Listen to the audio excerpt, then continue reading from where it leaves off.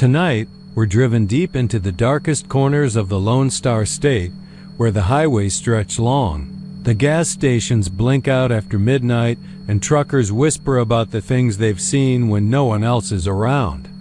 From phantom hitchhikers to rigs that drive themselves, these are 20 disturbing true Texas trucker horror stories that'll make you think twice before pulling off on an empty stretch of road.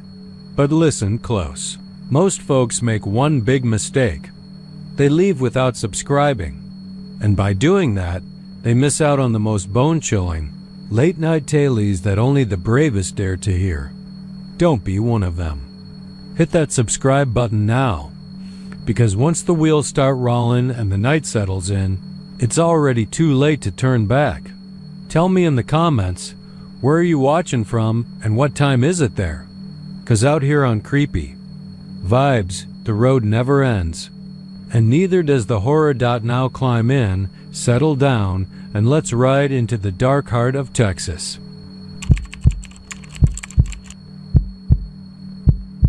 Raymond Red McAllister didn't scare easy. 30 years on the road taught him that the real monsters were human. The guy in the Crown Vic that tried to jack his rig outside of Lubbock. The lot lizard with a butcher knife in her purse. That the Barstow pilot, the methead who ran into traffic and exploded like a sack of meat on I-45. Yeah, Red had seen monsters. He'd also put a few of them 6 feet under, but what he saw at mile marker 289 wasn't a monster. It was something worse. It was waiting. The first night it happened, Red was hauling a half-empty reefer unit running light from OKC to Albuquerque. Dead road, dead night, cold wind pressing flat across the plains. He had Take It Easy humming low on the radio and the thermos full of black coffee that tasted like brake fluid but did the job. He was half lost in his own head, thinking about nothing and everything ex-wives. Old friends, that kid in Amarillo who might be his son, when he saw the figure on the side of the road. A woman, standing still as death by the shoulder, just before the green marker flashed by mile 289. He didn't get a good look, didn't slow down. It was 1 in the damn morning and no one sane should have been out there. Just a flicker of white fabric and what looked like bare feet. Long black hair. Stillness, like she was carved out of concrete. He drove past. Didn't stop. Didn't look. Back. But he remembered. The second night, he saw her again. Same spot. Same woman. Same windless dress. This time, she was facing him. He couldn't see her features, but he felt her eyes. His headlights didn't catch any color in her skin. It was like light refused to touch her. He didn't sleep that night. Pulled. Off in Tucumcari, poured cheap whiskey into a motel ice bucket, and sat with his Glock in his lap. He should have turned back then. He should have gone east, found a new route. But truckers don't scare. Truckers don't change routes. Red told himself it was all in his head. Night 3. She was in the middle of the highway, not on the shoulder, not waving like she wanted help, just standing dead center in the lane, arms down, palms facing forward. He slammed the brakes so hard his left knee cracked against the dash. The rig fishtailed for a half second, the trailer swung wide, and he felt the whole 18-wheeler teeter. Like it wanted to roll, but it didn't. When he came to a stop, heart pounding like a war drum, the road was empty. She was gone. But her smells in single quotes T. Roses, cheap perfume. The kind you find at a dollar store, mixed with something worse something. Wet, mold and iron. A scent like a woman buried in damp soil. Red stepped out, walked the length of the trailer with a flashlight. Nothing except for a single wet footprint in the gravel, beside the cab door. Barefoot, small, pressed into the earth like it belonged there. He climbed back in, locked the doors, and didn't stop until Gallup. After that, it got worse. He began to see her reflection in the side mirror just for a flash. Sometimes standing in the sleeper's bunk window. Sometimes just behind him in the glass. She never blinked, and she never looked afraid. Once, he found hair long, black, oily twisted around the gear shift. Another time, his dash cam played back footage of her standing on the highway at dawn, her head slowly turning as his truck approached. He didn't remember seeing her that morning, but the camera did. Dispatch noticed the change. He missed pickups, drove past exits, got short with customers. When they called him in for a checkup, he cursed them out and slammed the phone down. He had to keep moving. If he stopped, he was afraid she'd catch up. Then came the final night. He was passing through Amarillo again, trying to avoid mile marker 289, but traffic diverted him back. Some wreck up ahead. It was like fate was pulling him straight to her, and he knew she'd be there. As the mile markers ticked down 292, 291, 290, he held his breath. And then, she wasn't beside the road. She wasn't in the road. She was already inside. He didn't hear her open the door. Didn't feel the weight shift. She was just there, sitting in the passenger seat, hands folded in her lap, eyes on the windshield. Her face was blank to blank, like someone had skinned it and stretched it over a skull that didn't belong to anything human. And her mouth, God, that mouth was starting to smile. She whispered. Something. Red didn't hear it. He was too busy screaming. The rig jackknifed. At 84 miles per hour, they found it the next morning, torn across the embankment near mile marker 289. The trailer had split like a melon, cargo scattered across the grass. No sign of Red except for the seat. The passenger seat had been soaked with something pink, thin, smelled like flowers. And old meat. They searched for days. No body. No blood trail. Just a note scratched into the glass of the inside of the windshield, written backward from the passenger's side. You finally stopped. Now drivers who pass mile marker 289 don't stop. They don't blink. Some refuse to take that route at all. Because if you see her once, she'll remember you. If you see her twice, you'll smell her perfume. And if she climbs inside your cab, you don't get out. Not ever.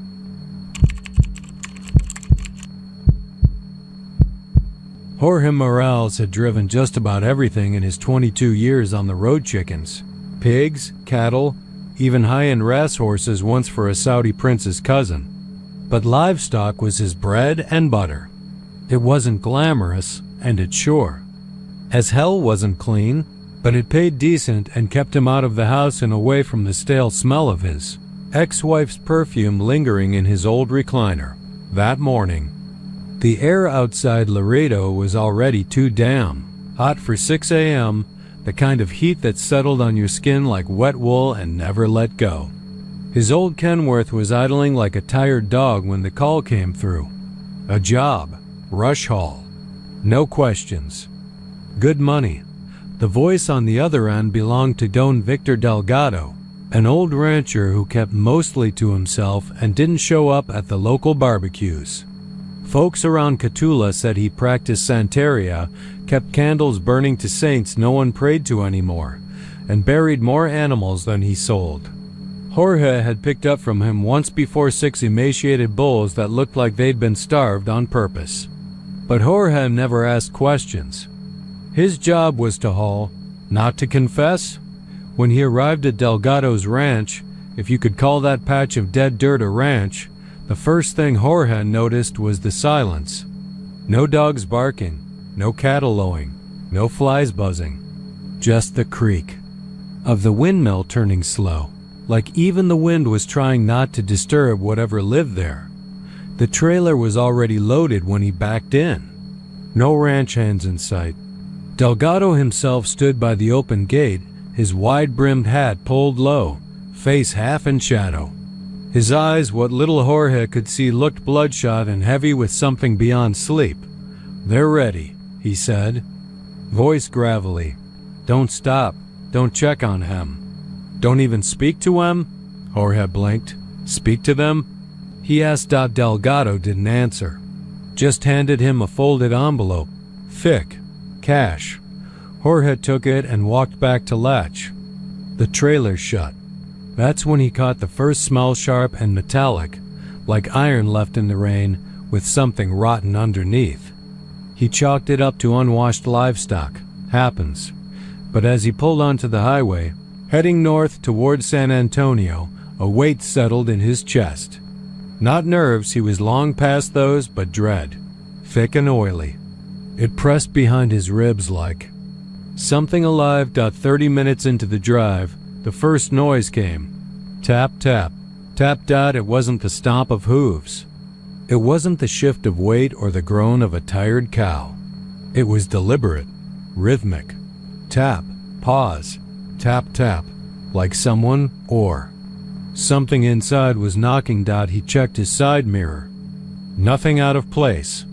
The back doors were chained and sealed tight. He turned the radio up, classic Tejano blasting through old speakers, and tried to push it out of his head. Then the smell changed. It got sharper. Like wet fur burned at the edges. The cab filled with it. Jorge rolled the window down, stuck his head out, gasped for clean air, but it clung to him. Coated his tongue. He gagged and turned off onto a dirt service road to check the trailer. As soon as his boots hit the gravel, silence. The kind that hums in your ears like something pressing on your eardrums. The air around the trailer shimmered. Heat waves, maybe, but they twisted. Like the air itself didn't want to stay still. He walked around the back, each step slower than the last, like his legs were forgetting how to move. He reached for the latch, then stopped. A sound came from inside, not a moo, not even a grunt. It was breathing, heavy, wet, too loud for cattle, deliberate. Something bumped the inside wall. Then again, harder, then silence. He backed away and didn't open the doors. Drove back to the highway and didn't look in his mirrors again. By the time he hit the outskirts of Laredo, the sound had moved. To the cab. A thud behind the driver's seat. He turned. No one there. Then a chill ran down his spine. The passenger door was cracked open. Just an inch. Enough to see something in the reflection of the window, something sitting in the seat. Something gray, long, lean, eyes like polished onyx. He slammed the brakes, heart in his throat, and turned fully, but the seat was empty, except for one thing, a hoof print, black, wet, pressed into the leather seat, and another on the floor mat. Then on the dash, not cow hooves. These were too narrow, too pointed. Like deer, or something that used to be a deer but learned how to stand. Jorge drove the rest of the way in silence, white-knuckled. He didn't stop, not for food, not for gas, not even to call ahead. He just drove. When he reached the drop point and empty, field off FM 1472, there was no one there. Just a single tree and a rusted cattle gate. He waited an hour, then another, then opened the trailer. It was empty. No hay. No droppings. No scratches. Except one thing. On the far end of the trailer, etched into the aluminum wall like it had been carved with a claw. Nitrogen monoxide irriganado. It wasn't livestock. Jorge left the truck right there. Didn't even take his logbook. He hitchhiked to a motel off I-35 and burned his boots in a dumpster out back. The company called, then called again. His dispatcher finally left a voicemail. "Hey man, we found your truck. Cops are spooked.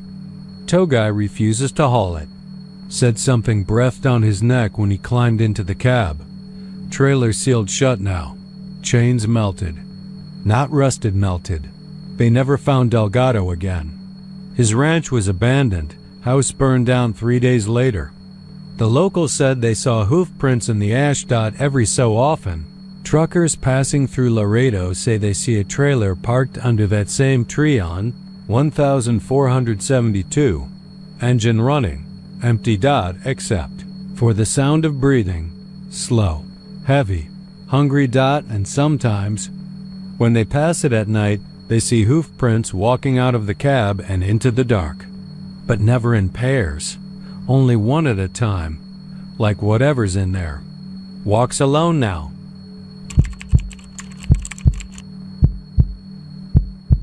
Out there in the cracked and unforgiving skin of West Texas, there's a stretch of Highway 90 that truckers whisper about when the diner's quiet and the coffee's gone cold. No one writes it down. No one files official reports. But they know. The ones who've seen it, the ones who got away, they don't forget the Peterbilt with one red eye. The thing about Van Horn is, it's too quiet for a town that close to the border. The wind never seems to stop, and the ground's always thirsty, like it's waiting to drink something that ain't water. It was along that stretch, just east of the Davis Mountains, that Bobby Mendez disappeared. A seasoned trucker, old school, the kind of guy who could fix a leaking fuel line with chewing gum and electrical tape, and who swore by the smell of the road. He said he could smell when a storm was coming. Said the desert warned you, if you listen close enough. His last known load was a flatbed carrying spools of copper wire.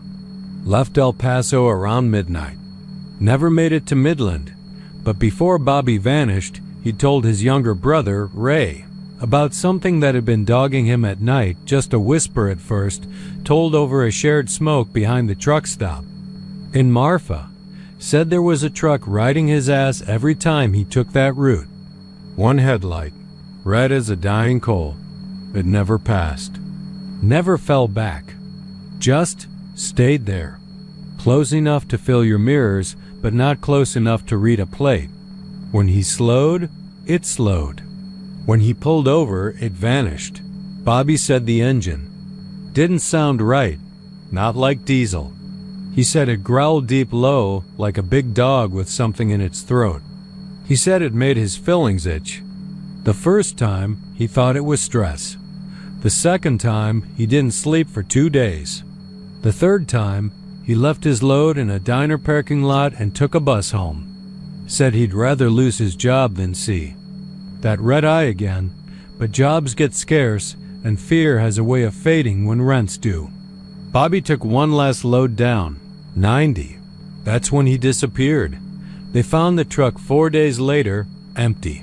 Engine off. Still cool. Doors locked from the inside. Load untouched.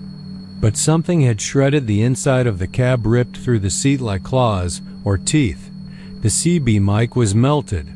Not burned melted like it had been in a furnace. The windshield was cracked from the inside, long spiderweb fractures leading from a single greasy print. A handprint, but it wasn't human. Too long, too many joints. Ray wanted answers, so he drove the route, not once, not twice, but over a dozen times, always at night, always alone, trying to bait it. He played Bobby's old tapes, blasted the CB, even left the passenger door open like an invitation. It came on the 11th night. Ray said the radio died first, just cut out mid-song, like someone had pulled the cord. Then the air changed, heavy, oily, like someone spilled hot rubber and spoiled meat. He looked in the mirror and there it was, one headlight, glowing red, floating in the dark like a low-hanging planet. No grill, no outline, just the red light. He said it didn't drive, it glided. The asphalt didn't crunch. The headlights didn't flicker. It didn't bounce like a real rig would. He floored it. Hit 90, then 100. The red light followed, steady as a heartbeat, never gaining, never falling. Just their dot when he hit 120, the road changed. Subtle at first. The lines looked wrong, faded in a way they shouldn't be. Then the stars blinked out, one by one, like someone was closing the curtain on the sky. Ray swore the land itself started to slope downward, though he never touched the wheel. He passed a sign for a town that didn't exist. Welcome to Holland. Bone, pop, 0. That's when he blacked out.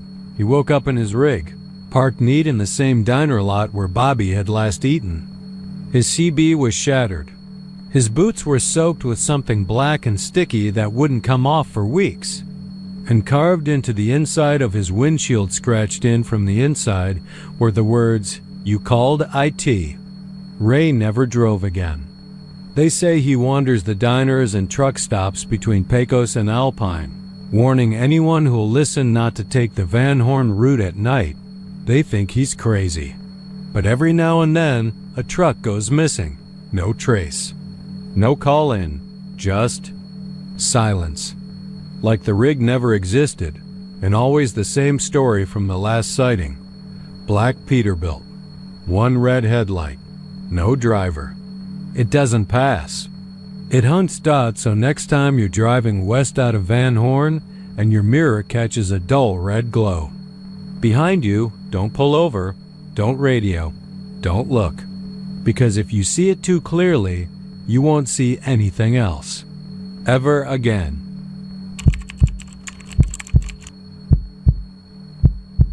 Odessa's got that kind of night where the sky don't ever seem right, even when it's clear. The stars feel too far, like they're looking down with one squinting eye, judging everyone still moving across the flat blacktop veins of West Texas. Ain't no trees to block the wind, no hills to hold back the silence. Just that long, hollow hum of tires on cracked road and the occasional rattlesnake that don't make it to the other side. Wayne. Toller had been driven rigs for 27 years. He wasn't superstitious, not even a little, but he believed in patterns.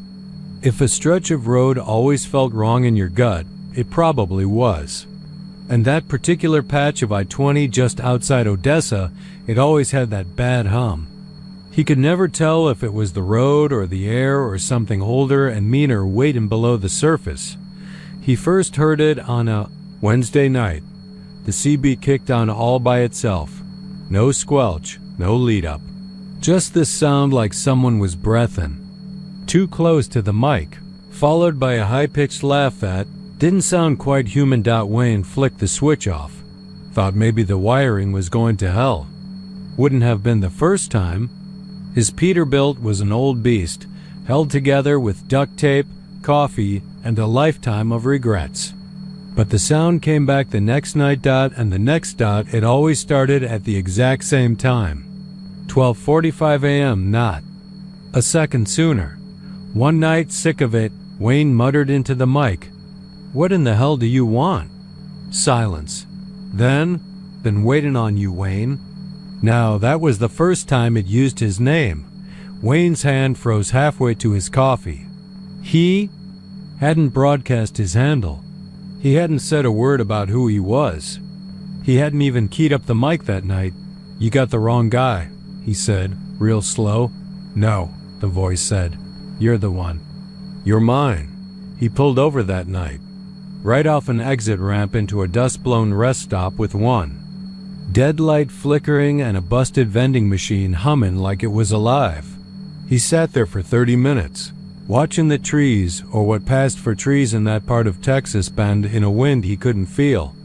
He tried to sleep in his bunk. Couldn't. That was the night the voice changed. It started sounding like him. Same tone. Same damn cadence. Like it had listened long enough to copy. It had come on the radio and say things Wayne hadn't said out loud in years. Things he thought he'd buried. "I never meant to hit her. I thought she'd move. I didn't stop. I didn't stop. See, back in '04, there was a girl on FM 1788. Summer night, no lights, no signs. Wayne was heading north, heavy load, sleepy. She came out of nowhere walking, maybe running, maybe just standing in the road like she wanted it. He never stopped, told himself it was a deer. Told dispatch he saw nothing, but he remembered the thud. The way his headlights caught something soft and pale. The way the rear view stayed dark even when his heart said turn around. He buried that moment, put it 6 feet under and paved over it with logbooks and years. But the voice didn't forget. Night after night, it spoke with his voice. It started asking him questions. Where you headed, Wayne? Still running, huh? You ever look under the rig, see what's stuck? There? He started drinking again, not a lot. Just enough to dull the edge of 12:45. But one night, the voice didn't come through the radio. It came from the back of the cab. He heard it, clear as day, crooning an old Merle Haggard tune his ex-wife used to hate. He pulled the rig over so hard he popped a tire. Checked the sleeper. Nothing. Until he saw the message on the mirror. Someone had breathed on it, left foggy letters behind. Breaker, breaker, wanna talk, Wayne? That's when he took a hammer to the CB unit, ripped it out of the dash, smashed it to hell and threw the whole mess into a ravine outside PECOS. And it was quiet for 2 nights. On the third, 12:45 a.m. sharp, his radio, his phone turned on by itself and blared. Don't need the box, Wayne. I'm in you now. The voice had changed. It was thicker, hungrier, like it'd been swallowing ashen teeth. He started talking back again, whispering on long hauls, not even using a mic, just talking to it, telling it stories, trying to bargain, trying to explain, but it never answered anymore. Just left. Other truckers started passing him at night. Said he looked like he was arguing with someone. Said his lips moved, but no sound came out. One guy claimed he pulled up beside Wayne's cab and saw someone sitting in the passenger seat. A woman, face blurry. No Joe. Wayne disappeared on a Tuesday. Rig was found idling on a dirt road off State Route 302. Cab doors locked from the inside. No sign of a struggle. But the CB was back, shiny, new, still tuned to frequency 666. If you're hauling past Odessa on a moonless night, you might catch a whisper coming through your speakers. Might hear Wayne saying, "Where are you headed, friend?" And if you answer, God help you, because the next voice ain't yours anymore.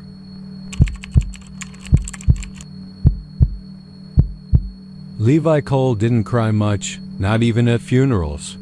Not when his daddy passed, not when his ex took the kids to Colorado, not when he got the call about his little brother being found face down in a creek near Denton, boots still on and pockets turned out. He was the kind of man who let the road take things from him, miles, memories, pieces of his soul, and never asked for them back. He'd been running a northbound route on I-35 that fall, pulling dry goods from Laredo up to Oklahoma City. Same run he'd done 20 times before. Just another stretch of Texas highway full of broken promises and towns with one gas station and no reason to stop. Levi liked that. He liked the loneliness of it. Until she showed up. It was after Temple, just past midnight. The sky was a sheet of ink. The air was wet with that sticky kind of heat that makes your shirt cling like regret. Levi was humming low to Merle Haggard and sipping the dregs of a lukewarm Coke when he glanced in his mirror and caught a flicker of white. At first, he figured it was a mile marker or maybe a reflector post. But it moved, more like floated. He leaned forward, wiped the mirror with the sleeve of his flannel. Looked again. A woman, just standing there on the shoulder, pale and hunched like she'd been crying for days. Her hair was matted to her cheeks. Her dress, white or maybe gray, it was hard to tell, clung to her body like it was soaked through. And her mouth was open like she was mid-sob, but no sound came out. He blinked. She was gone. He muttered a curse and pressed the pedal harder, feeling the rig surge forward like it wanted to run from something too. 10 minutes later, he looked again. She was there, only this time, she wasn't on the side of the road. She was behind his trailer, standing in the middle of the highway. Headlights from the cab barely caught her shape, but she was there. Same wet hair, same open mouth, same stare that didn't seem to end. And this time, she was closer. Levi flipped on his high beams. Nothing but empty blacktop. He turned off the radio, lit a cigarette, told himself it was nerves. Maybe too many hours without rest. But he didn't stop. Didn't even blink. The next time he saw her, she was closer still, standing in the left lane. Now, just outside the draft of the trailer. Like she was pacing him, keeping step. Her mouth wasn't open anymore. It was smiling. Wide. Too wide. He gripped the wheel until his knuckles went white. Glanced at the GPS to see how far to Waco. 40 miles. He could make it. Just needed to keep moving. Stay focused. But the rig started to hum. Low at first. Then louder. Like the engine had picked up a second voice. He checked the mirrors. Again. She was at the rear door of the trailer. Then she was beside the trailer. Then he saw her in the rear view mirror inside the cab. Levi slammed the brakes. Truck screamed. The world spun. He came to a stop on the side of the highway, steam pouring from the hood. The smell of burnt rubber filled the air. He reached for the dome light, clicked it on. She was gone. No woman. No figure. No sound but the ticking of the engine and the frantic drumbeat of his own heart. He exhaled. Told himself it was stress. Maybe a hallucination. Maybe all those damn stories the older drivers tell at 3 a.m. over greasy eggs and black coffee finally got into his head. He started the engine, put it in gear. The CB crackled to life. Why'd you stop, Levi? It was a woman's voice. Not angry. Not sad. Pleased. Like she'd been waiting for this moment. He stared at the radio. Reached for the mic with trembling fingers. Who is this? No answer. Just a slow, breathy laugh that made the hair on the back of his neck rise. Then silence. He drove. Didn't look back. Didn't look at the mirrors. Not for the next 20 miles. Not when his GPS glitched out. Not when he thought he saw a shape on the shoulder keeping pace with the truck. No matter how fast he went, he only looked again when he saw the lights of Waco on the horizon. Just one glance, quick and cautious. Into the rearview mirror. Her face was pressed against the glass. Not behind the truck. Inside the cab. Her eyes were black. Not empty, moving, like things were swimming inside them. Her skin was cracked like dried porcelain. And her mouth wasn't just smiling anymore. It was open and whispering his name. The truck veered. They found it flipped onto its side outside a truck stop on the outskirts of town. The windshield had spiderwebbed from the inside. Levi wasn't in the cab. They found one fingerprint on the mirror. Small. Wet. Not his. And every now and then, truckers headed north on I-35 say they see a woman in their mirror. Pale. Crying. Then smiling. They say she only gets closer when you look. And once you see her in the rear view. She single quotes as already in the cab.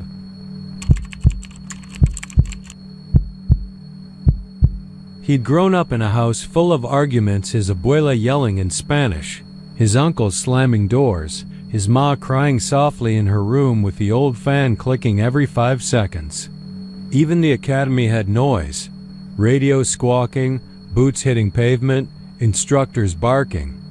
So when he took his first solo shift in Jim Wells County, cruising the dark 2-lane slit of Highway 281, the quiet crawled into him like a centipede. Slow and segmented and far too comfortable. It was just past 2 a.m., the kind of hour where the earth feels abandoned. No headlights in either direction. Just prickly pear, thorny brush, and the long, slow breath of South Texas land trying to forget the sun. He kept his windows cracked to let the hot wind roll in, even though it smelled like dead grass and oil. Then he heard it. Footsteps. Not steady, but dragging. Slap. Scrape. Slap. Scrape.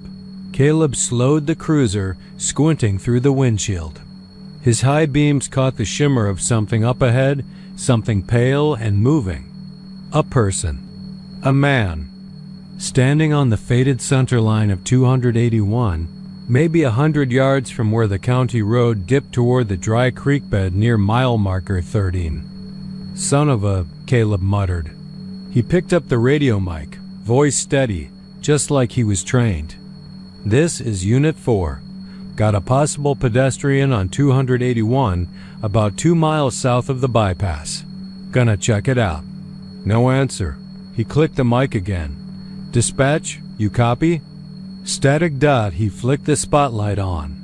The beam caught the man square in the chest. No reaction. The guy didn't raise a hand, didn't flinch. He just stood there, swaying gently like a scarecrow on a calm day.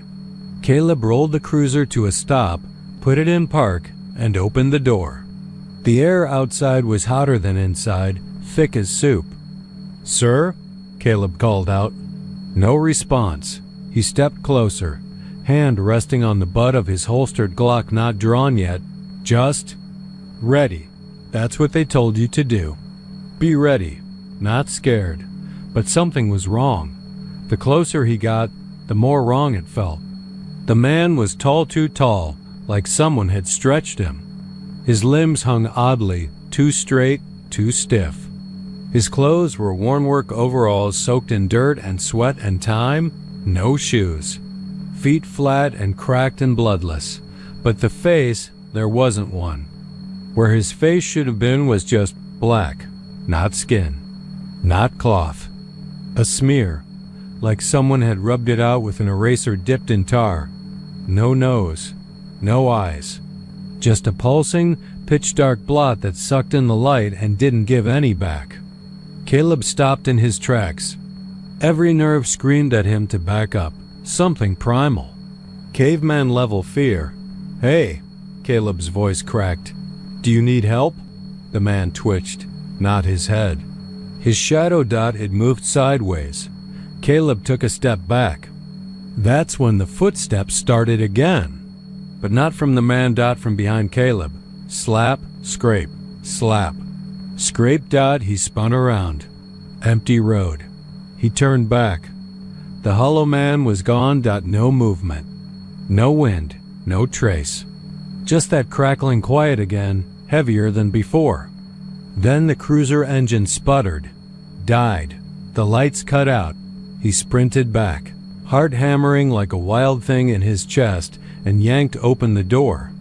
Inside the cab, it was colder than outside. Cold and damp like a root cellar. The rearview mirror was black. Not shadowed. Not broken dot, just black, like the face. He reached up, touched the mirror dot. It was warm, pulsing. He yanked his hand back, looked down. His fingers were smeared with something slick and dark. Oil? Blood? Ink? Then the whisper came. Not through the air, through the bones behind his ears. He pulled over. Caleb screamed. It wasn't a cry for help. It was an animal sound, born in his guts. The mirror began to drip. Thick, syrupy globs of black leaking down the windshield. He threw the car in reverse. Nothing. Slammed it into drive. Still nothing. The engine was dead, but the radio hissed back to life. Not a voice, just footsteps. Over and over. Slap. Scrape. Slap. Scrape dot, then laughter. Childlike at first, then deeper. Too deep. He jumped out, sprinted down the highway. Didn't look back. Not once. Not even when the wind picked up and the smell of burned meat hit him like a fist. Someone found him the next morning, 3 miles away, knees scraped raw, babbling nonsense. He said the name Hollow Man over and over. They sent him to a psych ward in Corpus Christi. Medically retired him a week later. He doesn't speak much anymore. But sometimes, at night, he tries to scratch something into the wall with a spoon dot. It's always the same phrase, misspelled and frantic. Don't stop at mile 13. Locals still say if you drive that stretch past 2 o'clock a.m., you'll see a tall man swaying in the center of the road. No face, just blackness. He never approaches. Never gestures dot. He waits dot, and if you stop. They say something gets in with you dot. And sometimes, when you look in your rear view, you see your own face missing.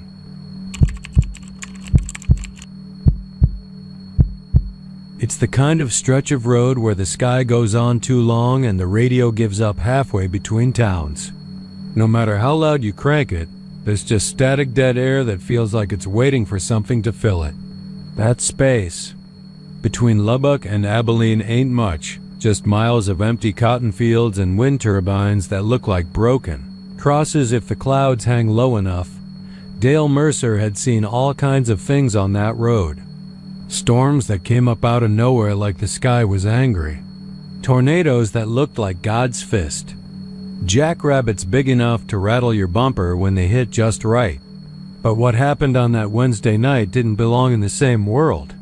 He was hauling north, deadheading back to Lubbock after a drop in San Angelo, just trying to make it to the truck stop by dawn.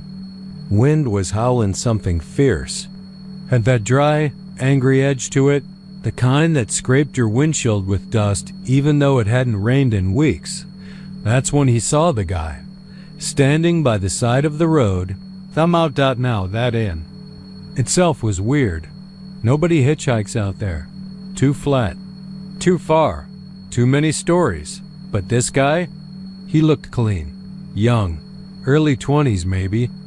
Dressed like he just stepped out a church button-down shirt, jeans with a crease ironed in, hair combed back like it still mattered. He had a small black backpack and a calm kind of smile, like he knew you before you even rolled to a stop. Dale wasn't in the habit of picking up strangers, but the kid looked harmless.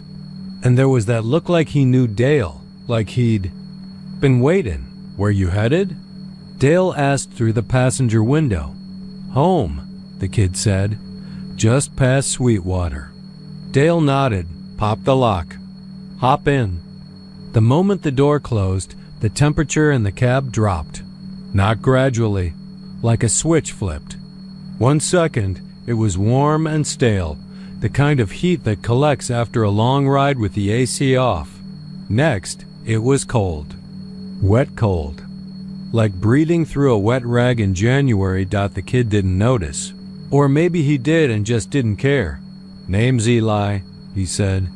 Dale. They rode in silence for a while. The radio wasn't working again. Just that long buzz of static. That seemed louder now. Dale tried to crank the heat, but the knob snapped off in his hand. Then he noticed the gas gauge. It was full when he left San Angelo. Full. He'd checked. But now the needle was sinking fast, like someone had drilled a hole in the tank. He glanced over. Eli hadn't moved. Hands folded neatly in his lap, still smiling. Still looking straight ahead. You live near Sweetwater? Dale asked, trying to keep the edge out of his voice. Used to. That wasn't the answer Dale expected. He flicked his eyes to the kid again. That's when he noticed it. The headlights caught the edge of a roadside sign and cast their shadows across the cab. His own shadow fell back against the driver's window. The wheel, the dash, all clear, but Eli. No shadow. None. The dashboard light passed over him like he wasn't even there. Dale's mouth went dry. You all right? He asked. Eli smiled wider. You ever been lost, Dale? Lost? Not the kind where you missed a turn. The kind where you don't know which part of you went missing. Where you can feel the pieces falling off inside, but nobody else seems to notice. Dale didn't answer. He was watching the fuel gauge bottom out. The warning light blinked red. Eli leaned in, and his breath fogged the window, even though the air outside was hot as hell. I tried walking home once. After the accident. Took me years. You ever tried walking without feet? Dale gripped the wheel tighter. He could feel the steering stiffen. The engine was whining now, louder than it should have been. Like it was pushing against something that didn't want it to move forward. You died, Dale whispered. Eli's smile didn't fade. Only part of me, he said. The rest of me just needed a ride. Something knocked on the roof of the cab. Not once, not loud, just a soft tap. Like fingers. Or nails. Dale swerved. Tires screamed. The rig jackknifed into the gravel shoulder, and when he came to, chest heaving, there was no one in the passenger seat. Door still locked. Cab warm again. Fuel gauge back to full. He checked the mirrors, got out, looked underneath. Nothing. But on. The passenger window, in the fogged-up glass where breath had once lingered, were two words written backwards, still written. Dale drives a different route now. Avoids that stretch between Lubbock and Abilene like it's cursed. Doesn't pick up hitchhikers. Doesn't talk to shadows, because sometimes they don't have one, and sometimes they're just waiting for another ride home.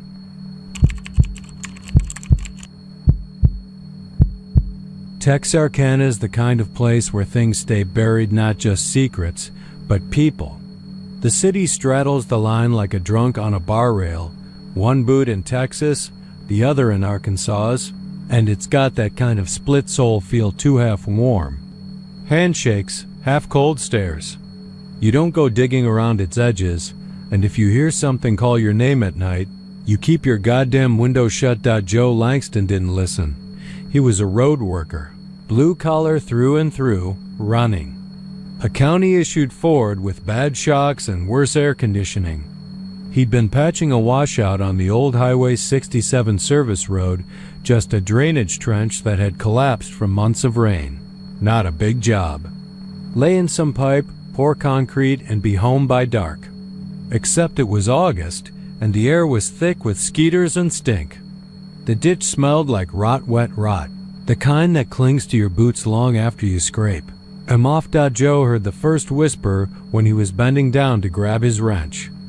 Just a little hiss that tickled the edge of his ear. Not a word, not. At first more like breath, but colder. He thought it was just the wind twisting down the pipe. But there wasn't any wind. The next day, he found his work gloves soaked from the inside. The rest of his truck was dry. No rain, no busted bottle, nothing. Just gloves that squished when he put his hands in them and stank of pond water and pennies. He laughed it off. Told Gary from the crew that some damn raccoon must have pissed on them, but Gary just stared, quiet-like.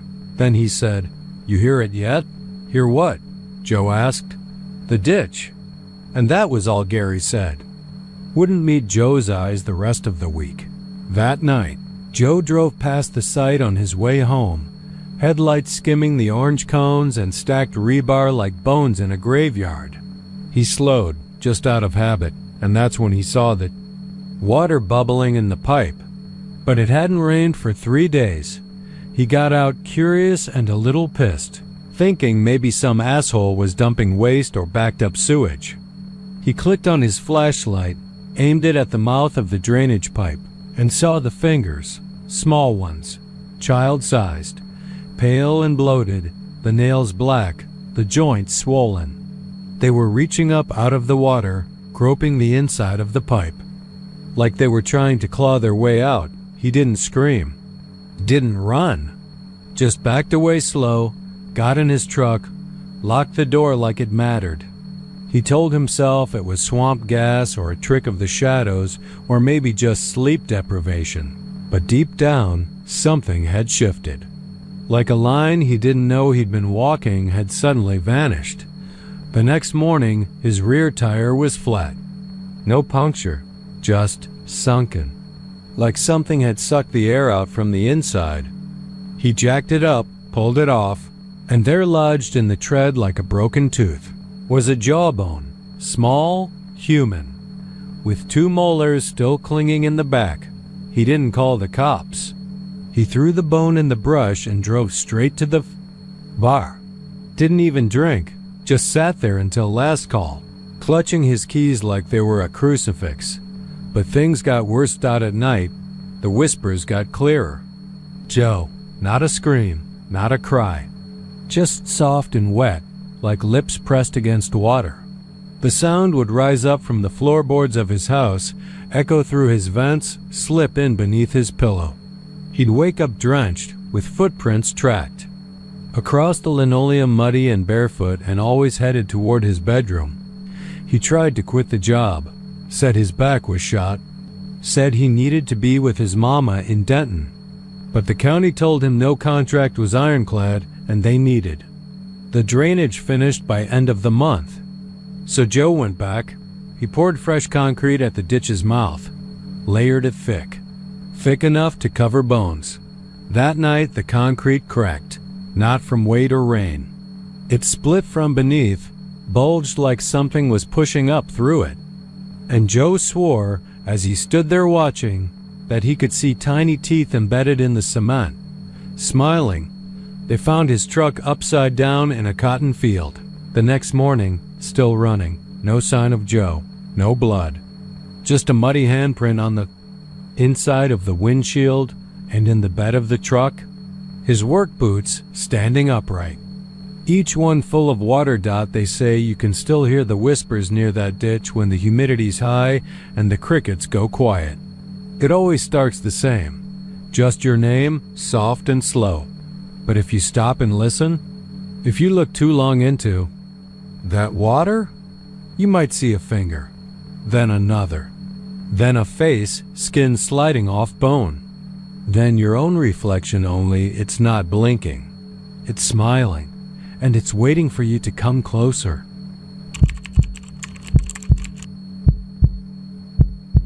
Daryl McCready had been running the I-10 stretch between El Paso and San Antonio for nearly 12 years.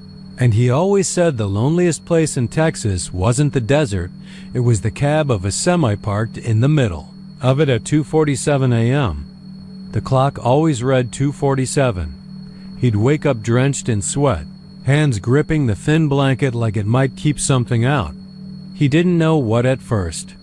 Not really. The trouble started after a long haul out of Tucson, somewhere around the high scrub just east of Fort Stockton.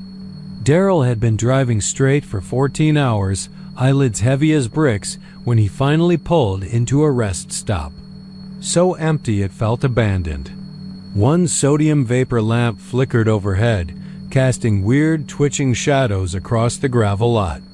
The kind of place where even the bugs didn't bother to hum. He backed into a corner slot, killed the engine, and crawled into the sleeper cab. It was his favorite part of the truck, that little pocket of solitude, his womb on wheels. Tattered. Photos of his daughter taped to the cabinets. A cracked microwave that barely heated soup. One thin mattress and the smell of diesel in every breath.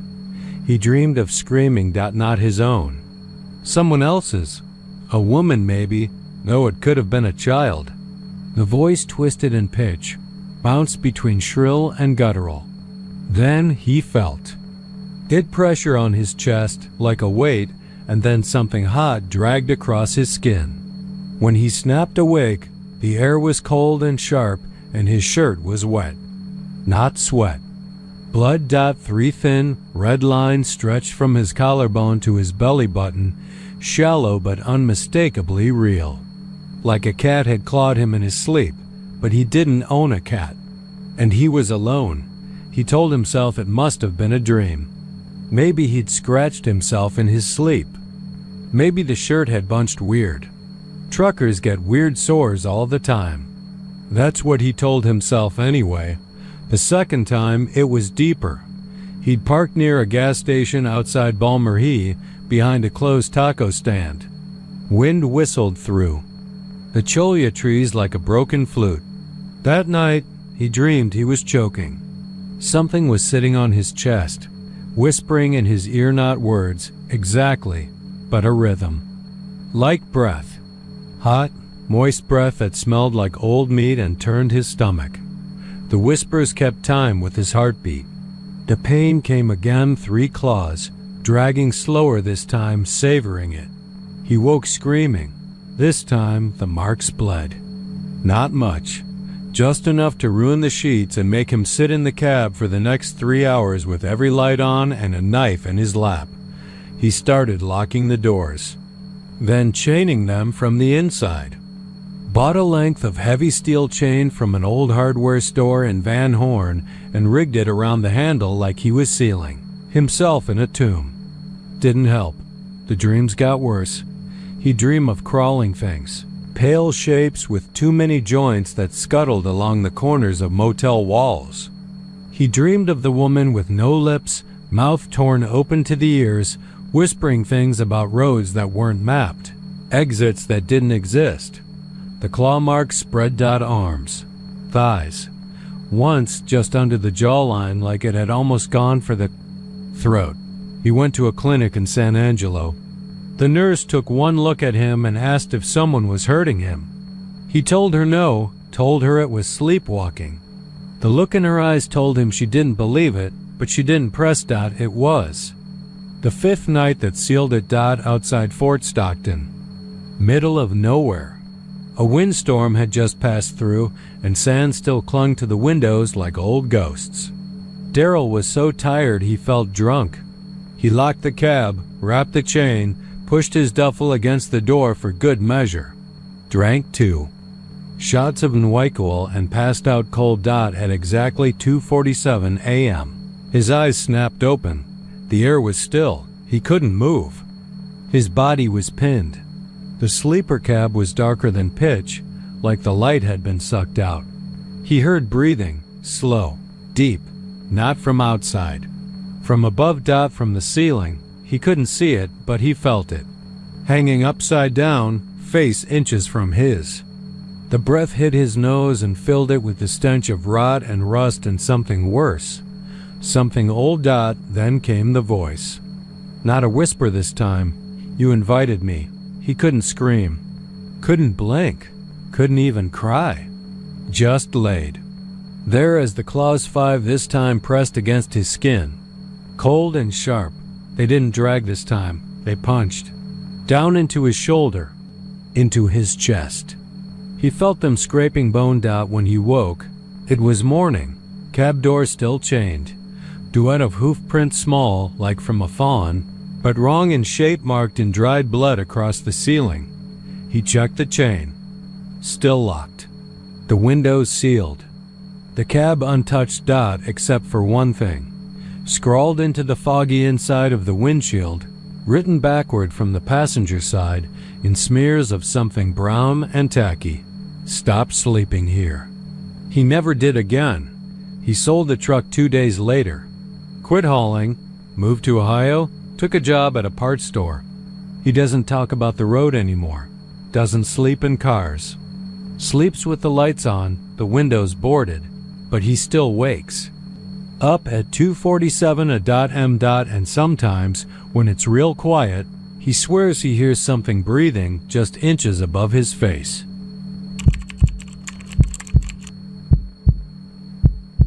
They say there's a stretch between San Angelo and Junction where the road hums wrong. It ain't the tires, and it ain't the engine. It's the pavement, like something underneath it is alive, shifting real slow, waiting for your weight so it can breathe just once before going still again. Most folks drive right on by without ever noticing. But not the truckers. Not the ones who've been hauling long enough to remember rest stop 17. Back then, it was just a gravel pull-off with a flickering light, a busted vending machine that spat warm soda, and a bathroom with no stall doors.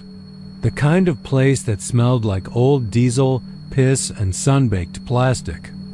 A nothing place. But it gave you a break from the miles. Let your legs stretch and your head clear. At least, that's what it was supposed to do. Then came the laughing. It started one summer, late '91. July heat that could boil asphalt and cook a possum before it stopped twitching. Truckers began to say weird things on the CB. They'd key up after midnight, voice tight, and say, "You boys hear that?" And then just go quiet. Sometimes they'd mention laughter. Not a chuckle, not a human sound. A kind of high, warbling cackle, like something trying to copy how people sound when they think something's funny. But it didn't know why. It got worse. One driver, old guy named Mace, used to run cattle feed between Sonora and San Angelo. He pulled in around 3 a.m., bone tired, needing to splash some water on his face. Said he stepped into the men's room and the mirror was covered in handprints. Tiny ones, child-sized. But the stall doors? They'd grown back. Metal ones, welded right onto the walls, even though the place hadn't had doors in years. And behind. The middle one, someone laughed, just once. He thought it was a prank. Maybe a drifter or a tweaker hiding in there. So he kicked it open. Nobody inside. Just dirt, dust, and a child's voice that whispered, "Found you." Mace never stopped at another rest stop again. Said he'd piss in a bottle and sleep in his cab from then on. Died 6 months later when his rig jackknifed outside Del Rio. Witnesses said he swerved for no reason. No deer, no weather, just screamed and turned the wheel. His last words on the CB, "She's in the mirror."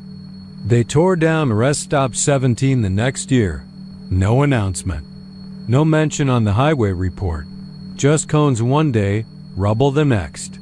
Like it never existed, except it still does.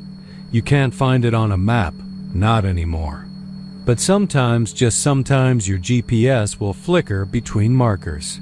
Just a blip. A momentary ping where the screen goes fuzzy and shows a road that doesn't quite match where you're supposed to be. And if you're unlucky and the moon's hiding behind clouds and you've been driving long enough that the hum of your wheels becomes a lullaby, you might see it. A clearing off to the right past the mesquite and low cedar scrub. No lights. Just shadows that don't sit still. A feeling like you're being invited. And the laughter. God help you. The laughter. It starts soft like a radio left on in the cab. Then it grows, bouncing around the static, playing hide and seek with your signal until it's all you can hear. It sounds young, female, maybe, but cracked around the edges. A laugh that stretches too long and bends in places. It ain't happy. It ain't right. It's hungry. Some truckers say if you talk back, if you say, "Who's there?" or "What do you want?" you'll hear the sound of little footsteps behind your trailer. And if you look in your side mirror, you might see the restroom. The old one, still standing, lit by a single bulb swaying in wind that doesn't touch the trees. And someone's inside, laughing. One driver, a rookie hauling furniture out of Houston, made the mistake of pulling over. Just wanted to pee, stretch, maybe check that noise he thought he heard in the rear axle. They found his truck the next morning, parked neat on the shoulder. Doors locked. Engine cool. Not a mark on it. He was gone. But the dashcam caught something. At 3:09 a.m., the laughter started. A full 3 minutes of it. Echoing through the speakers, bouncing from side to side, closer each time. Then the screen fuzzed out. They played it back in court. Said it had to be a glitch. A prank. Something corrupted in the feed. But the mechanic, who inspected the cab, he wouldn't get back in it. Said he saw tiny handprints in the frost on the inside of the windshield. And carved in the condensation just above the wheel. Found you. They say if you're driving through the Texas dark and you hear laughter that don't belong to you or the radio, don't stop. Don't look in your mirrors. And for the love of God, don't answer. Because Rest Stop 17's still there, somewhere. Between San Angelo and Junction. Waiting. And the laugher, she's never left.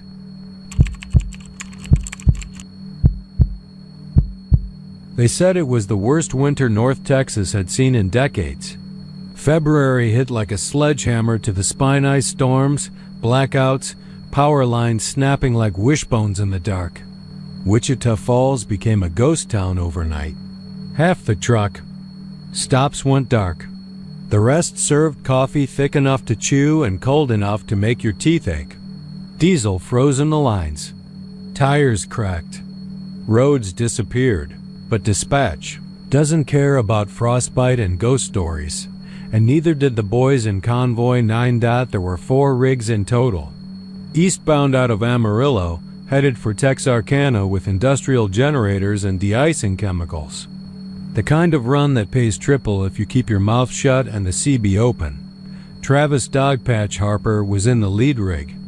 Big, red Peterbilt with a snarling hog painted on the cab door. Behind him was slim real name Ellis, but no one used it, followed by a guy named Carter who chain-smoked more than he spoke, and finally Frankie Del Rio, who was 22 and green as spring grass but eager to prove himself. They hit the Tevdiv himself. They hit the Peavards 22 and green as spring grass but eager to prove himself. They hit the two. Storm north of Wichita Falls around 1:45 in the morning. The snow didn't fall so much as it slammed the ground sideways, whipped by a wind that sounded like it was howling someone's name. The highway disappeared under a thick layer of slush and ice. And then, worse, under snow so white it looked like bleach poured straight from the sky. The world turned colorless. Dodpatch came over the radio first. "Keep it tight, boys. Visibility's gone to hell." Slim replied with a grunt. Frankie, nervous, said, "Still see your lights, boss." But Carter was quiet. Too quiet. The kind of quiet that gets inside your teeth. Then the CB crackled, just a whisper. A female voice. Wrong. Wait, no one acknowledged it. Probably just interference, they thought. Hell, the wind could make a radio sing in this part of Texas. Another 10 minutes passed. The road dipped and twisted in ways it hadn't before. The GPS showed them veering off the highway, but none of them remembered taking an exit. The snow swallowed the signs, the lights. Even Tom Got Slim broke the silence. Dogpatch. What road? Are we on? I-44, last I checked. No man, no signs, no cars. Ain't seen no taillights in 20 minutes. This ain't right. Then came Frankie. His voice was shaking. "I saw something in the snow. Just now. Looked like bones." Dogpatch laughed. The kind of forced laugh that sounds more like a cough. "Snow does weird things. You're fine. Just stay straight." That's when Carter finally came on. His voice wasn't right. It was low, distant, like he was speaking from the bottom of a well. "We're driving on bones." No one said anything. The silence swallowed the convoy. Then he said it again. Louder. "We're driving on bones." Dogpatch flipped to emergency frequency. No response. All channels turned to static. Thick, wet static, like something was gurgling on the other end. Slim tried to brake. His rig slid sideways. He never came back on the line. Frankie's screams were the next thing they heard. I see them under the ice. They're looking at me. They're smiling." The radio popped. Fried. The snow cleared suddenly. Dogpatch found himself driving on a flat stretch of black ice that shimmered like obsidian under the stars, and beneath the surface, just visible if you squinted hard enough, were shapes. Not rocks. Not cracks. Bones. 1,000 of them. Spines, skulls, jaws frozen mid-scream, little handprints. Some still moving, pressing against the underside of the ice like they wanted out. CB coughed one last time. Frankie's voice. "I can see your lights now." And then, nothing. When the rescue team found Dogpatch's truck 2 days later, it was parked neatly on a dry stretch of highway that hadn't seen snow all winter. The engine was cold, the keys still in the ignition, and Dogpatch was in the driver's seat, eyes open, mouth wide, hands gripping the wheel so tight his fingernails had torn free from the bed. His lips were blue, his pupils frozen and etched. Into the inside of the windshield, traced in frost, were 3 words, "You were warned." The other 3 trucks were never found. No wreckage, no bobbies, not even tire tracks. Now, truckers say if you're driving east of Wichita Falls during a snowstorm and your CB starts whispering in a woman's voice, you don't respond. You cut your lights, you pull over, you wait, because if you don't, you might end up on that road. The ice road, the one that leads nowhere but never lets go.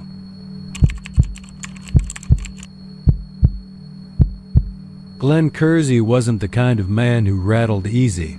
49, 6 years in the Army, 12 behind the wheel. He'd seen action in the Persian Gulf, survived a rollover outside Flagstaff in '09, and once punched a coked-up hitchhiker who tried to stab him in Amarillo. Glenn didn't spook.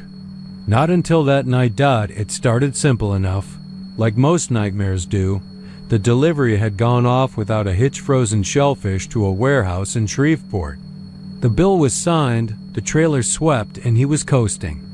Light back toward Dallas to pick up his next load. Dispatch had told him the reefer trailer was still on, but there was nothing in it. Empty. Cold and clean. He was grateful for that. No bouncing boxes, no shifting pallets. Just an easy haul through East Texas under a heavy moon. Just after midnight, somewhere near the quiet patch of Highway 64 east of Tyler, the first sound came. Not from the radio. Not from the wind.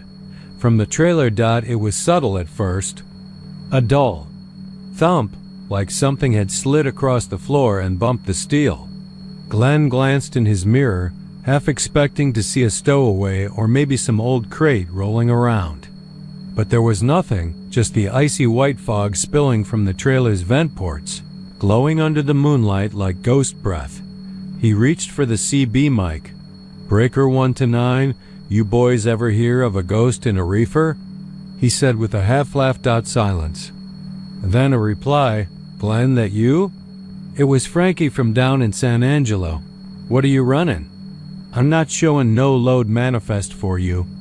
Glenn frowned. He hadn't told anyone what he was hauling. Hell, he wasn't hauling. Empty trailer. "Frozen air, nothing more," he said. "Then why's there voices coming off your axle?" Static hissed over the channel, then a distant clank, louder this time, sharp and deliberate. Like fists on metal. And then something else.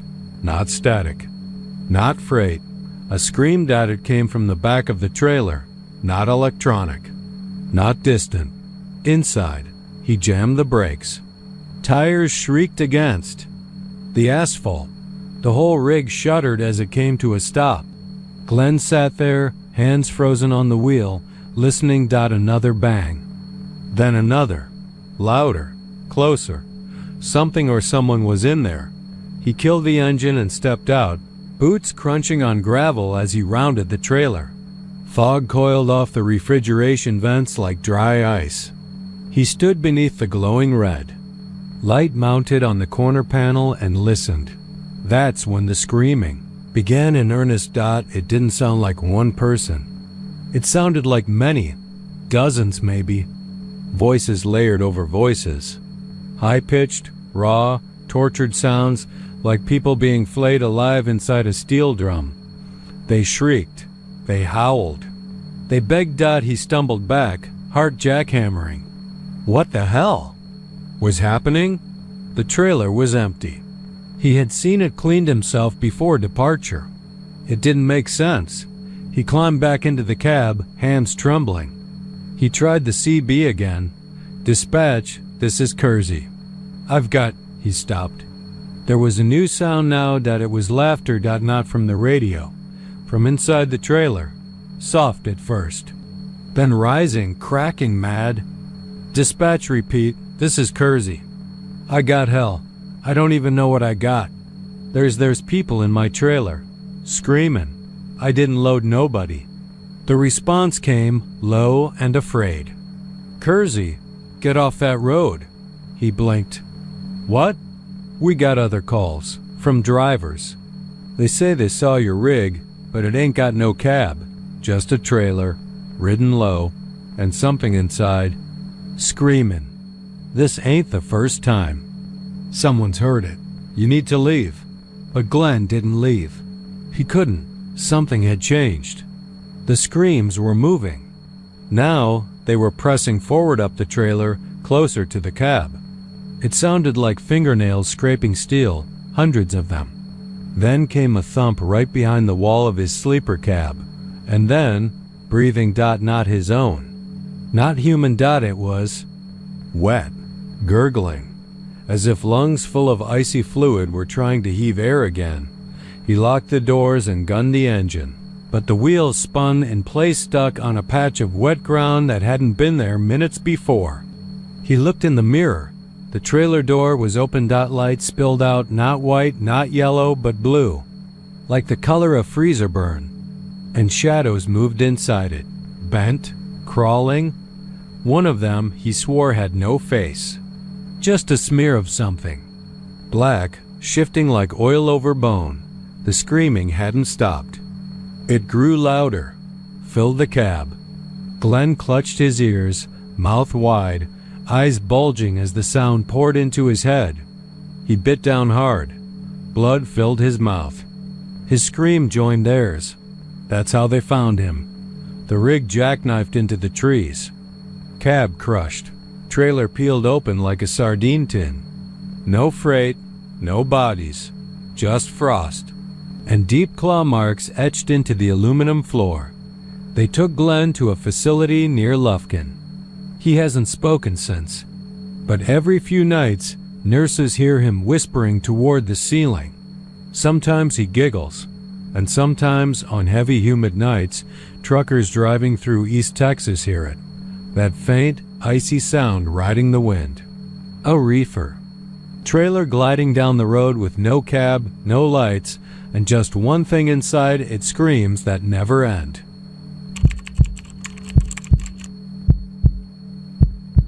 You drive Highway 90 east out of Beaumont, past the swampy cypress groves and sagging telephone lines that slice through the low-hanging fog like rusted stitches, and you'll pass an old Coca-Cola billboard right before the shoulder narrows near the old Minton truck stop.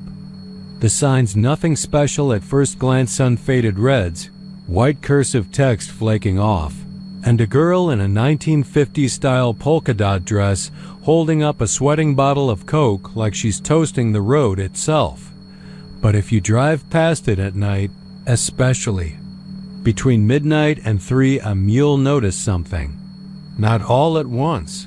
It's small at first.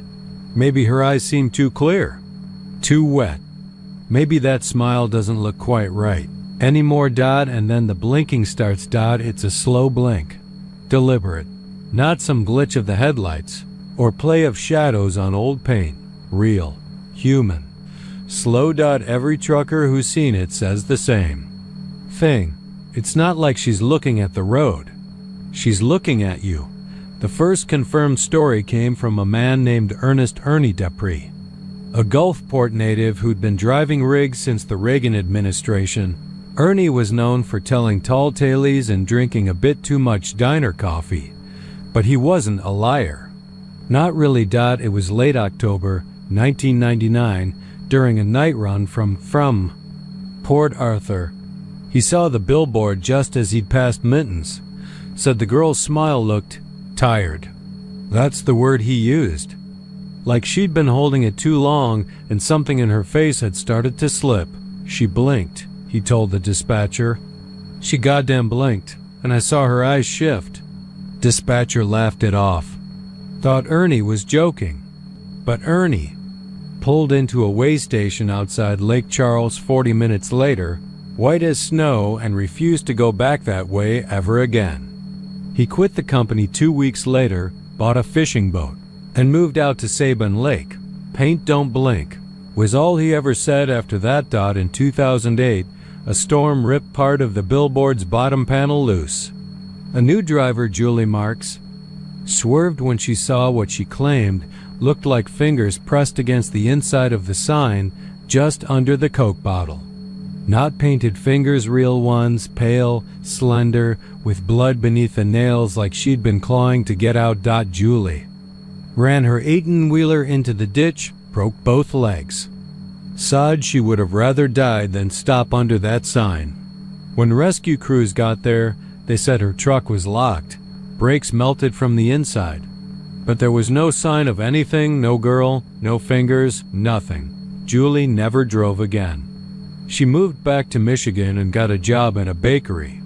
But when her old dispatcher tracked her down years later for an interview on haunted highways, she started screaming over the phone when he mentioned Beaumont. By 2014, The rumors had turned into full-blown lore. Truckers started refusing to take nighttime routes east of the city, especially solo runs. Some companies rerouted their rigs to I-10, even if it meant longer hauls. One driver, Caleb Duncan, posted a dashcam video to a truckers forum, now long since scrubbed from the internet, that showed headlights catching the billboard just as he passed. For a split second, the girl's eyes moved. She didn't just blink. They rolled toward the camera. You could see the glint, a shine that doesn't come from paint or weathered vinyl dot, and then the camera shorted out. The real trouble began the night they tried to replace the billboard dot in 2017. A crew from an Austin ad agency was sent to update it with a fresh campaign for some soft drink nobody drinks anymore. 4 men went up at dusk. Only 2 came back down by dawn. 1, Jerome Pierce, quit mid-climb. Said the air felt wrong, heavy, like something was pressing down on his chest. The second guy, Keller, finished the ladder and stared at the girl's face for a long time. Too long. They said he started talking to her, whispering. The other crew member, Tomas, climbed up to check on him. Saad Keller's eyes had gone black, like ink poured over the pupils. He's smiling like her, Thomas said. Same crooked mouth, same dead joy. They had to pull Keller down with a crane. He never spoke again. He just sits in a private care facility now in Tyler, drawing that same face over and over on the walls. And Tomas? He tried to burn the billboard. Doused it in gasoline and lit a flare. Nothing happened. The fire wouldn't catch. That's when Tomas went missing. His truck was found 2 counties over, parked neatly behind an abandoned diner. The only clue was a Coke bottle on the passenger seat full, still sweating. Ice-cold. Thomas hated Coke. Today, the billboard still stands. No one touches it anymore. The city says it's outside jurisdiction. The land's owned by an old shell company no one can trace. At night, it watches. And now the rumors say she's not smiling at all. That her teeth are stained, her lips cracked, that her dress is darker than it used to be, like it's soaked through, and if you stop, if you break down or run out of gas near that spot, don't look up. Don't turn on your cabin light. Don't fiddle with the radio, because if she sees you see her, she might come down, and you'll blink just once, and she'll be in your seat, smiling that dead smile, holding that bottle, and you won't ever drive again.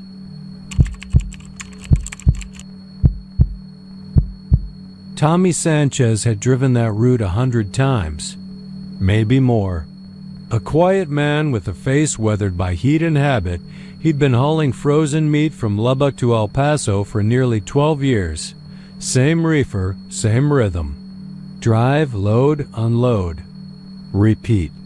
And every other week, the Trans-Mountain Highway greeted him like an old, brooding friend, especially that goddamn tunnel. They say the Franklin Mountains are older than the bones of Texas itself. The locals talk about spirits buried in the rocks, of ancient things that whisper when the wind kicks up just right. Superstition? Maybe. But every trucker who passed through that tunnel knew the story. 13 seconds. That's how long the radio would die, like a stopwatch buried under the concrete. No static, no fuzz. Just dead air, like someone unplugged the world. Tommy never cared much for ghost stories. He was a man of simple truths. Oil pressure, tire tread, coffee strong enough to kill a mule. But something had always felt off about that tunnel. It wasn't just the signal drop or the sudden hush. It was the way the shadows moved, too slow, like thick syrup slithering along the ceiling. And the lights? They flickered when they shouldn't, timed like an old film reel skipping frames. That October night started normal enough. He left Lubbock around 6 p.m., the sun dipping low behind dust-haze skies. The air was damp, clinging to everything. He stopped at a Chevron outside Midland, filled up, grabbed a coffee, and checked the reefer temp. Everything read fine, routine. He reached the outskirts of El Paso around midnight. The moon was a silver dime buried in a quilt of storm clouds, and the road glistened from a rain that had just passed through. The city lights were dim behind him, swallowed by the elevation, and the mountain loomed up like a black wave ready to crash down. He turned the radio up. An old George Jones song played, one about heartbreak and whiskey and lost dogs. As he approached the tunnel, the usual static fluttered across the CB, then nothing, exactly as expected. But this time, it was different. It wasn't just quiet. It was hollow. The kind of silence that has weight. The kind that presses against your ears like you're sinking underwater. Then came the breath. Not his, not in the cab. It came from the wiring. A slow, thick, wet draw of air, like a dying man breathing through his throat. He reached to turn off the radio, but his hand froze. The passenger side window fogged up. One moment it was clear. The next, hazed with dew from the inside. A small handprint appeared, then another. Fingers spread wide. Palms pressed flat. He blinked, thinking maybe the cold air from the vents was fogging up the glass. But that wasn't how it worked. It never fogged like that. Not with the AC on low. And certainly not with pressure. The way those handprints looked, you'd swear a child had been sitting there, climbing, clawing, trying to get out. And then he saw it. The face. It wasn't in the reflection. It wasn't floating outside the truck. It was inside the glass. Pressed flush. The skin translucent and waxy, almost gelatinous. Eyes milk white and rolling under thin eyelids like loose pearls. Its nose was crooked, broken maybe. But it was the mouth that made Tommy's stomach roll. Too wide, too wrong. A grin that split the jaw like a tear in fabric, exposing teeth. Tiny, perfect baby teeth lined in double rows like a shark's. The thing didn't move, just watched. Tommy screamed. A sound he'd later deny. The truck jerked left. Tires screeched. Metal kissed concrete with a shriek as the trailer sideswiped the tunnel wall. Sparks lit up the darkness. And still, the face stared, unblinking. He floored it. The engine howled as he tore out the other end of the tunnel, windshield streaked. With rain, his heart threatening to climb into his throat. And then, as suddenly as it started, the radio crackled back to life. George Jones picked up where he left off, crooning about dying dreams. The handprints were gone. The window was bone. Dry? The cab? Empty. Just him. Just Tommy. He didn't stop until he reached a motel in Las Cruces. Slept with the lights on and a tire iron beside the bed.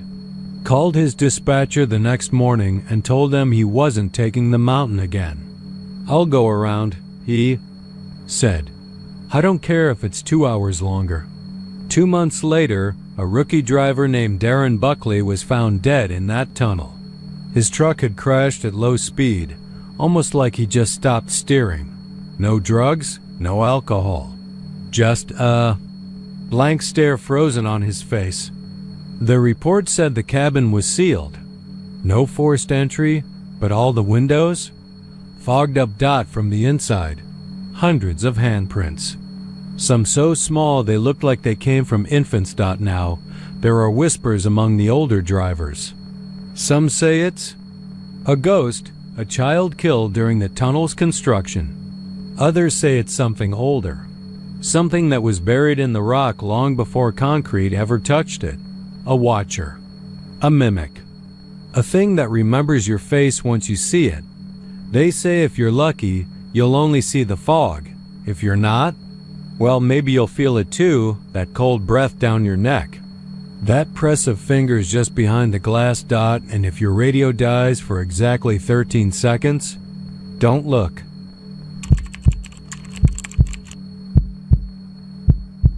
They say it started just past dusk.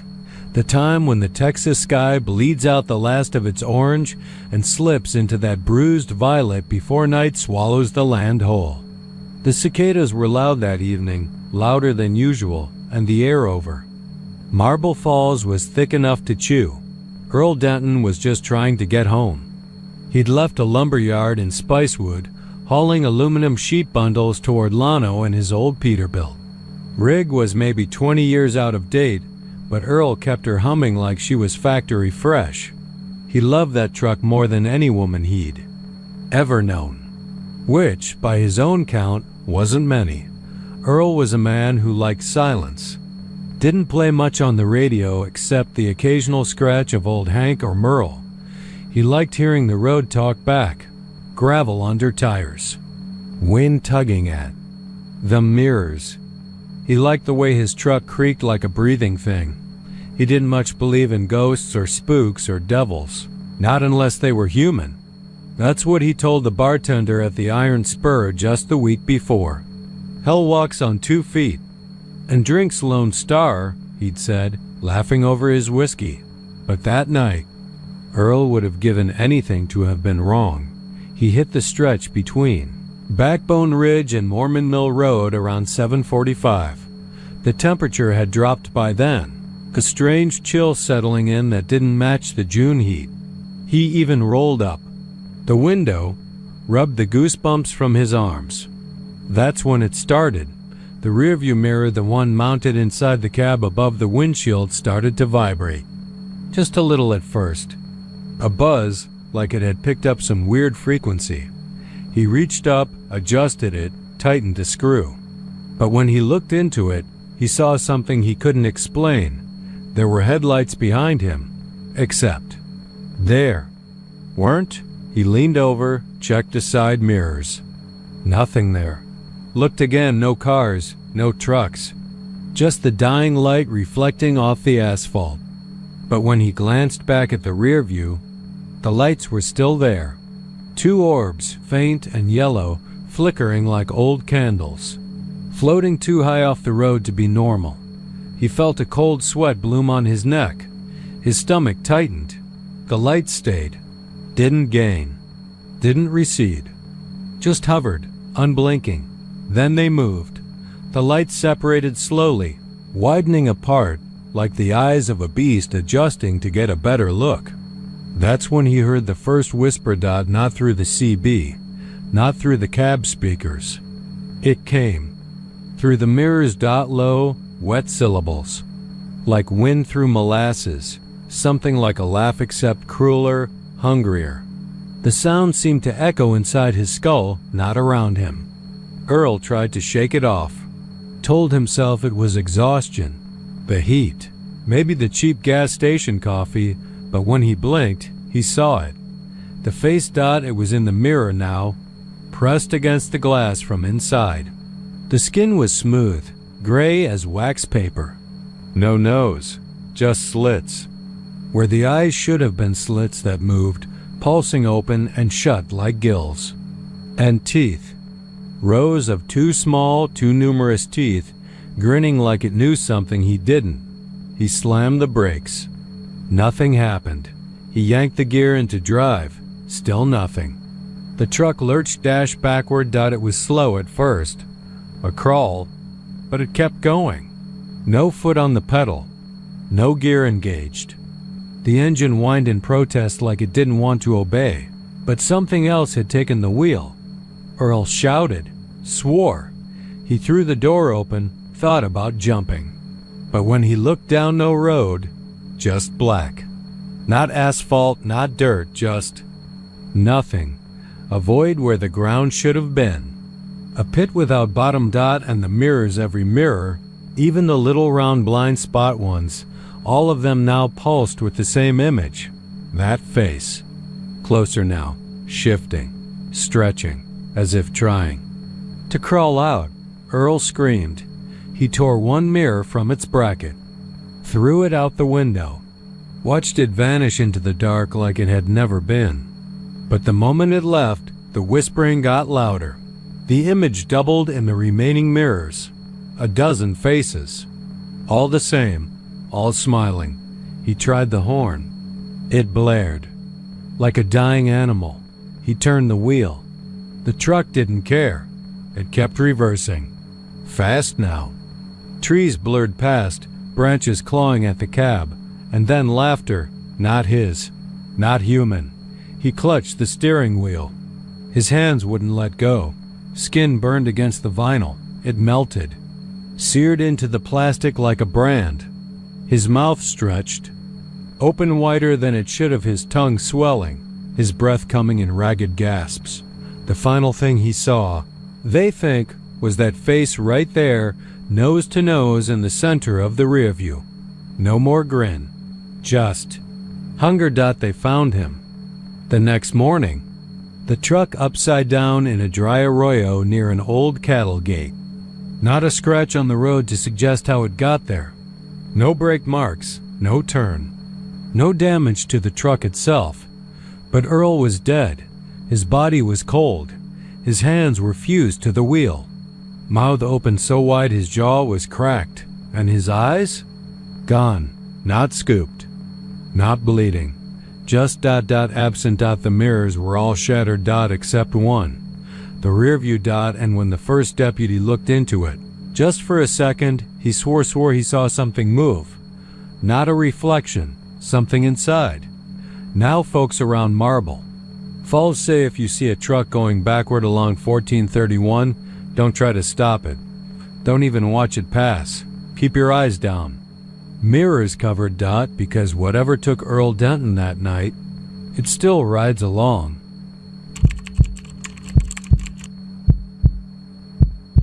There's a place just past the Sam Houston National Forest where the pines lean in like they're eavesdropping and the highway starts to feel a little too narrow.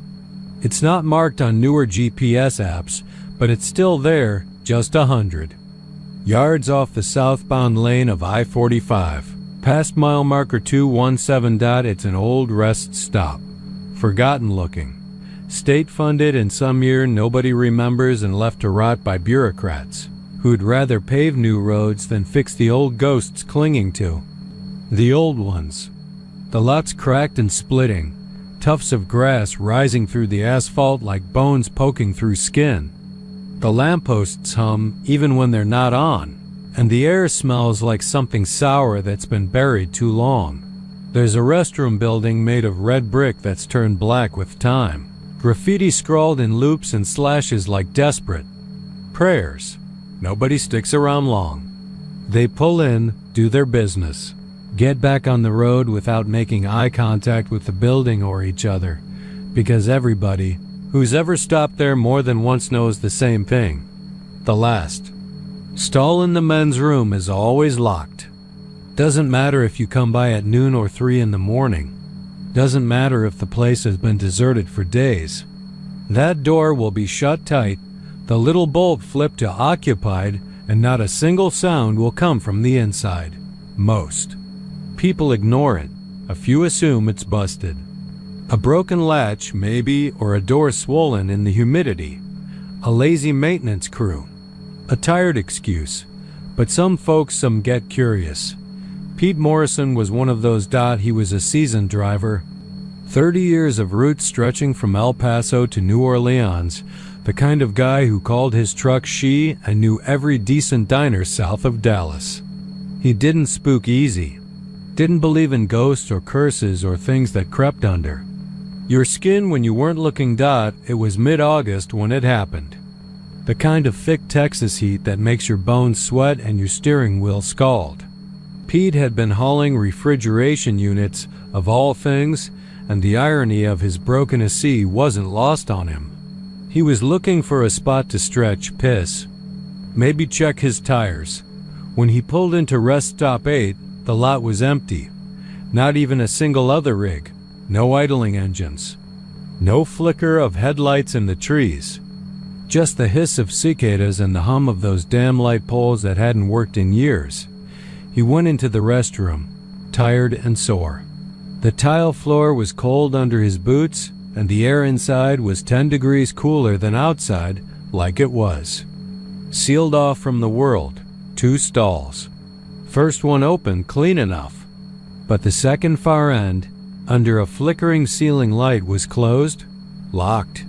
He glanced down out of habit. No feet, just shadow, and then curiosity. He stared at that door for a long time, tilted his head, called out, "Hey, buddy, you okay in there?"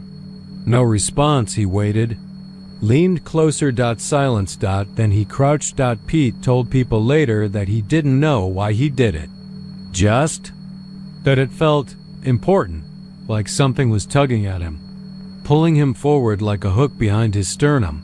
He dropped to one knee. The tile was damp, too damp, and cold, freezing actually. He blinked, rubbed at his eyes. That's when he realized the air had gone dead quiet. No buzzing lights, no cicadas, not even his own breath in his ears. He leaned forward, tilted his head, looked under the door. Nothing. Not feet, not boots, not a shadow. Just blackness, like the underside of a bed in a house where someone died. That thick, endless dark. And then dash movement. Slow, deliberate, like something was slithering toward him. He didn't see it exactly. It was more like the dark got deeper, richer, like something was curling through it. He leaned in closer, squinting, trying to understand. Then he heard it. A whisper, not a voice exactly, but a feeling. A soft, rotten presence brushing the inside of his head. Not words, just intent, a promise. Something old and hungry. Something that didn't belong in the world. And before Pete could move, before he could even think, an arm slid into view under the door. It was long. Too long. Bent wrong. The skin was paper pale, stretched tight over bone, with fingers like splinters. Nails like rusted needles. It reached for him. Didn't grab, just reached. Touched the tip of his boot, and Pete screamed. He scrambled back, slipped on the wet tile, smacked his head on the wall. His vision went sideways, and when he opened his eyes again, the door was ajar. Just slightly. He couldn't see inside. Didn't want to. He ran. Didn't even zip up. Stumbled into the sunlight, barefoot, screaming. A patrol car found him 3 miles down the road, still running, mumbling things about whispers and eyes in the floor and the stall that watches back. Pete's mind broke that day. His wife said he hasn't slept a full night since. He sits in a chair most days, rocking, eyes glassy. He says one word over and over like it's his last grip on reality. Under. They locked the rest stop up a few months later. The state blamed foundation issues and vandalism. But the real reason, a maintenance worker went in with a pry bar, tried to open the locked stall. The metal warped. The hinges groaned like something breathing in reverse. Then the lights went out, and when they came back on, he was on the floor with both ears bleeding. He couldn't hear anymore. But worse, he understood something. Something he won't talk about. Just sits on his porch with his Bible, tapping. On the same page over and over. Psalm 23. But here's the thing. Truckers still see the rest stop. Still pull in, sometimes when they're too tired to think straight. The building's there, just like before. But the windows are black now. And the men's room door is always open. You can go in if you want. The first stall works, just fine. But if you look down the line, you'll see the last one. Locked. Always locked. Until the day it isn't. And then, you'll hear it too, that voice. That whisper that doesn't need sound. And once you've heard it, friend, you don't ever stop playing rest stop roulette.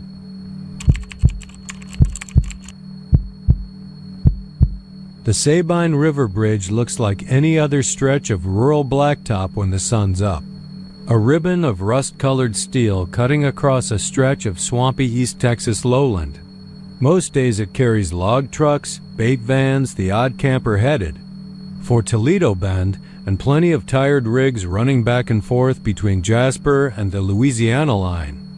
But locals know not to drive it between 3 and 5 a.m., especially in March when the fog gets thick as soup and twice as strange. They say sometimes the mist rolls in not from the river, but from underneath the bridge. And they say sometimes when it gets real quiet, you can hear it hum. Not the wind, not your tires. A hum low, wet, and constant. Like something alive. Danny Latham didn't believe in ghost stories. He was the kind of man who scoffed at them, spat sunflower shells on the dash, and said things like, "People hear what they want to hear." He was a practical guy. A man of tools, schedules, oil changes, and logbooks. If it didn't burn diesel, he didn't pay it much mind. He'd been hauling timber eastbound for over a decade. Long nights, heavy loads, and a lot of bad gas station. Coffee. He preferred the night hauls, less traffic, less talk. He didn't mind the silence until the silence started talking back. It was just past 3:15. Come when he crossed into the fog for the first time. A thick, dense wall of it stood just before the bridge, and he figured it was just the swamp breathing heavy again. Happens. The Sabine's always been a weird river, shallow and slow, with cypress trees that looked like they walked in from a nightmare. The mist rolled over the water in slow folds, gray and greasy looking, like smoke that had been soaked in oil, but this fog was different. It didn't just blur the world, it swallowed it. Danny flicked on his high beams. They hit a wall of white. He slowed the truck. The tires clicked rhythmically over the expansion joints of the bridge. 1, 2, 1, 2. Then, nothing. No sound, not even the hum of the engine. That's when he noticed the humming. Not mechanical, organic, vibrating through the seat and into his spine, like someone had pressed tuning forks into his bones. He leaned forward, squinting into the mist, and that's when the cab began to cool. Not just the usual night chill. This was cold, sharp, deep cold, like the kind you only feel 6 feet underground. The hum grew louder. Then something strange happened. The radio turned on by itself, not a station. Not static. Just ... A sound, breathless, rhythmic, like a woman humming a lullaby through broken teeth. Danny swore and reached to turn the dial, but it wouldn't budge. His fingers trembled. That's when he saw it, a shape. Mid-span of the bridge. It wasn't walking. It was gliding, barefoot, pale and bent, arms too long. Head cocked to the side like it was listening to something. The hum stopped. Then it spoke. Not out loud. Inside his head. "You never said goodbye." Danny jerked the wheel. The truck swerved, tires screeching against the steel grates. He hit the brakes. The rig slid to a halt, engine sputtering. The figure was gone. He sat there, panting, hands clamped around the wheel. His eyes stung. His chest ached like it had forgotten how to breathe. Then the fog moved, not with the wind. Against it. It slithered along the edges of the bridge, crept up around the windows, pressed in like a lover returning after death. Something sharp scraped. Across the passenger side window, not a hand, not claws. Something slow, wet, like a single fingernail made of bone. Danny flung the door open and ran. Left the rig idling on the bridge. He made it 10 feet before the air changed again, and then he heard it. His daughter's voice, "Daddy?" He stopped cold. His little girl had died 6 years ago. Car wreck. Rear-ended by a drunk who didn't stop long enough to see the fire catch. Danny never forgave himself for not being there. He missed the funeral. He was hauling freight up near Texarkana. Miranda never made it to her 6th birthday. He turned. Nothing behind him. Just fog. The hum came. Back. Louder. Angrier. The sound crawled into his ears and laid eggs. His nose bled. His knees buckled. He dropped to the steel grating of the bridge and saw etched into the metal, beneath him, words in rust red.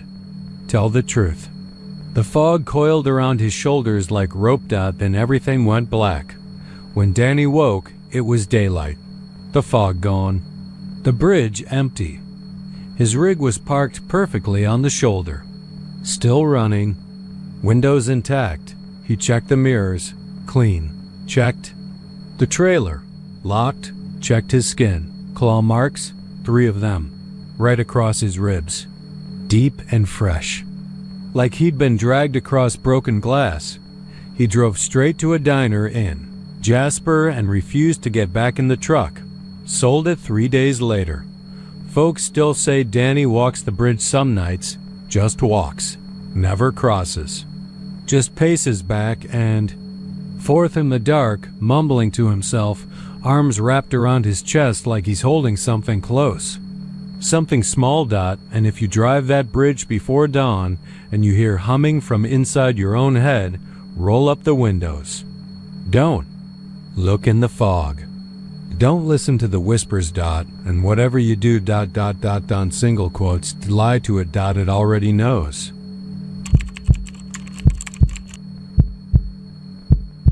You ever hear teeth before they enter a mouth? Not the crunch of a jaw or the tap of nervous gums, just the teeth. Rattling, dancing, whispering to each other like a crowd of children who never learned manners? You'd think it was impossible. You'd be wrong.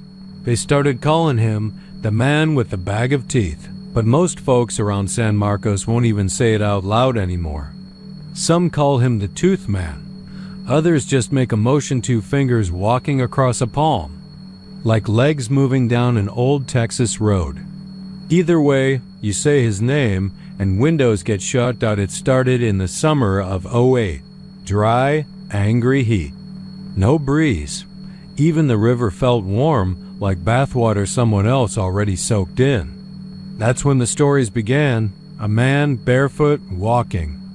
Down Ranch Road 12, just past where the town thins out and the woods get dark too early. He don't stick out at first, just another drifter, maybe someone down on his luck. But when he gets close, that's when the wrongness kicks in. No shadow. None. Under the harsh glow of headlights. Not in the flicker of lightning bugs. The ground beneath him stays clean, pure, like he ain't part of this world no more. But it's the sack that does it. A burlap thing. Stained dark at the bottom like it's been dragged through grave dirt and motor oil. He carries it like a holy thing, not slung over his shoulder. Not tied up, no, he offers it. Holds it out with both hands, palms flat underneath, like he's giving you a gift. And some poor souls, God help 'em, they take it. Ray Dillard did. He was a tech for a local HVAC outfit. Good guy. Worked long shifts. Lived quiet. The kind of man who didn't ask for trouble, but didn't turn his back on people either. Ray was coming back from a call in Wimberley one night midnight, maybe a little after. Road was empty, sky thick with clouds, no moonlight to steer by. Just his high beams and the occasional sign for curves or cattle crossings. That's when he saw him. Just standing on the side of the road like he'd been waiting, barefoot. Jeans rolled to the shin. Shirt buttoned all the way up. Hair greasy and flat against his skull. Eyes that didn't reflect light like they should have. Eyes that stayed dark. The sack was already held out before Ray even slowed down. He didn't know why he stopped. Later, he'd say he felt a pressure in his chest, like someone pressing a palm against his heart. Not painful, just insistent. He rolled down the window. You all right? The man didn't speak. Just pushed the sack forward a little more. Ray reached out, took it. He said it was light. Way too light, like holding a bag of cotton balls. But then it moved, wriggled, almost, like the weight shifted on its own. He opened it and saw teeth. Big ones, small ones, chipped and perfect. Some were yellowed like old piano keys, others bone white and glistening. They clicked together, not randomly, but in rhythm. A conversation. He threw the bag on the seat beside him. The man was gone. Ray said he never heard footsteps. Not a shuffle. Not a breath. 1 second he was standing there, next he was gone. Ray drove off fast. Didn't look in the mirror. When he got home, he tossed the bag in the trash, left it in the alley behind his duplex. Tried to sleep. That's when the noise started. Soft at first. A little tapping, like something rolling across the hardwood floor. He checked the living room. Nothing. The next night he heard it again. Closer this time. Coming from the kitchen. When he opened the fridge for a beer, 3 teeth were sitting on the shelf, lined up clean and chattering. He threw them out, but they kept coming. On the windowsill. In the shower. One was wedged inside his shoe, clicking like it was laughing when he stepped on it and screamed. He tore his place apart. Slept in his truck with the doors locked and engine running. Didn't matter. They followed. By the end of the week, Ray was muttering to himself. Neighbors said he stopped coming to work. Lights always on, curtains drawn. Some folks say he nailed his windows shut and painted his walls with toothpaste. Said it kept them out. But one morning he was just gone. Front door wide open. TV frozen. On a blue screen, toothbrushes bent backwards in the sink.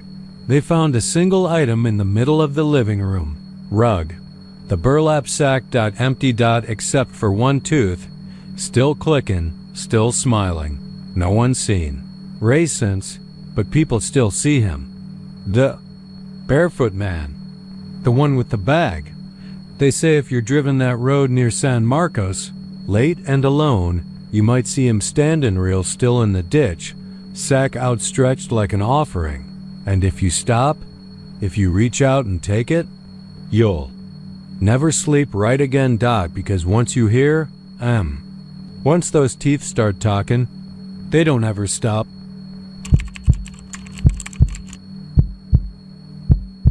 Just another highway wreck.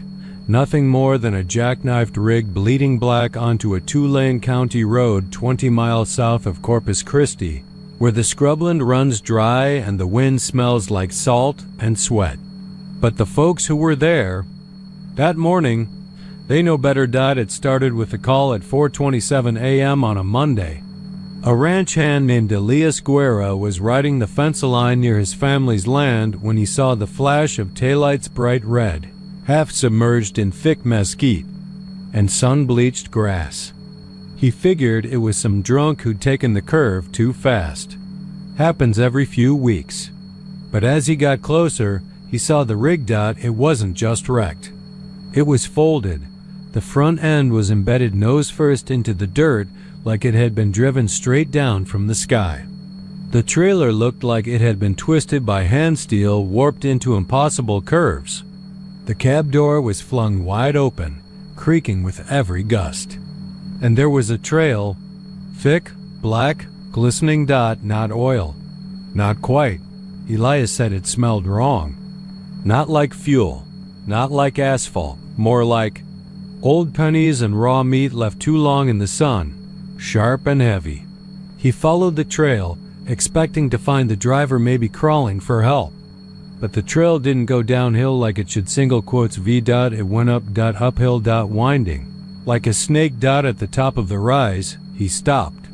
The black trail ended in a pool, still, shimmering. And then, without a sound, it started to move. Not spread.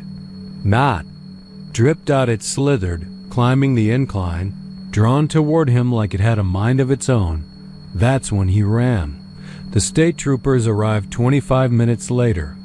One of them was Lieutenant Rod Grissom, a Corpus local with a stomach like a barrel and a temper to match. He'd seen plenty of roadkill, plenty of blood. But when he stepped out of the squad car and caught a whiff of that smell, he paused. Something in his brain, the old lizard part, told him to turn around. But pride's a funny thing in a uniform. They started combing the site. No sign of the driver. The cab was empty. No blood. No prints. No personal effects. Just that open door and a single scuff on the step like someone had slipped climbing out.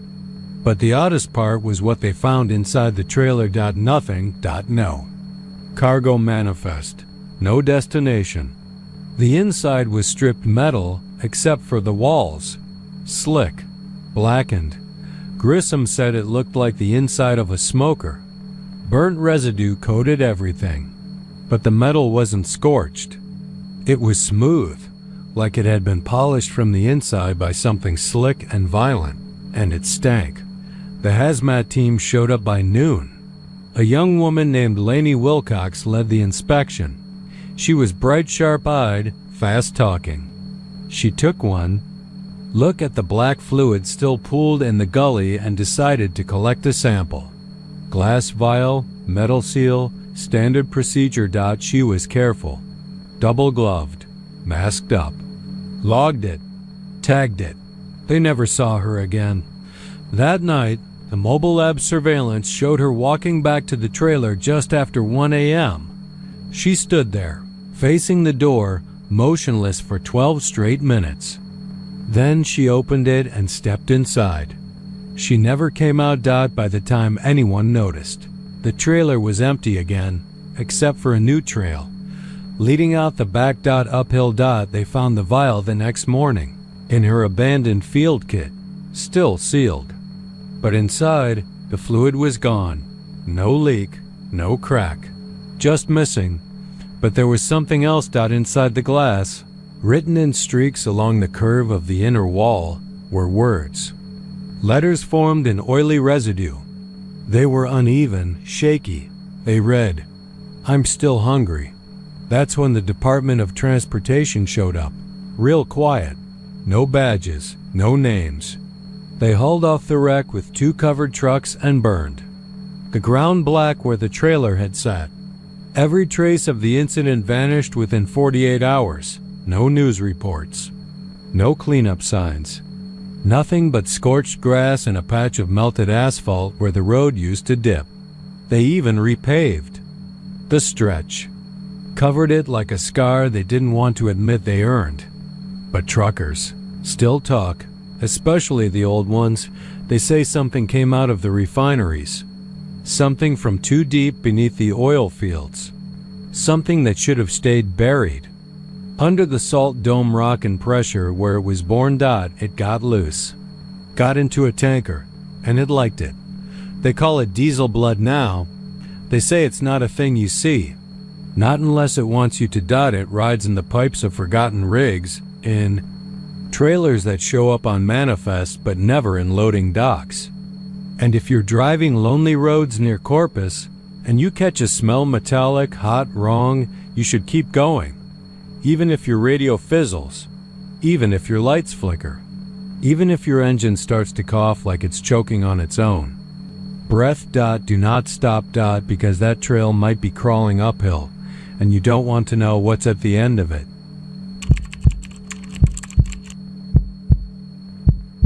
They still talk about it in low voices at the back corner of the Pilot Travel Center off I-35. Somewhere, between the smell of burned coffee and diesel-soaked jeans, the story slithers from one set of lips to another, passed between drivers like a cancer diagnosis. Not all of them believe it, but all of them know it. Know it the way you know the heat on your neck when someone's watching.